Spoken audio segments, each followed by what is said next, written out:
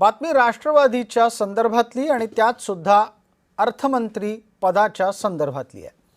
राष्ट्रवादीकडून एक गोष्ट स्पष्ट करण्यात आलेली आहे की काहीही झालं तरी जयंत पाटील अर्थमंत्री होणार नाहीत। जयंत पाटील हे मुख्यमंत्र्यांच्या भेटीच्या नंतर पुन्हा एकदा चर्चेत आले। त्यांच्या अर्थमंत्री होण्याची चर्चा ही तिथूनच सुरू झाली।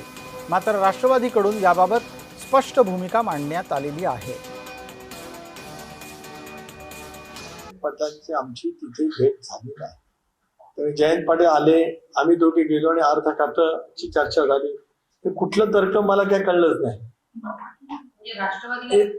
जयंत पाटलांचा काय संबंध?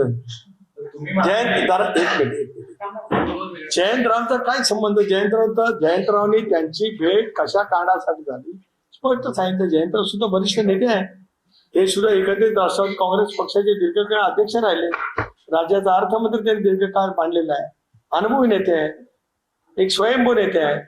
त्यांनी त्यांची एकदा स्पष्टपणाची भूमिका मांडली।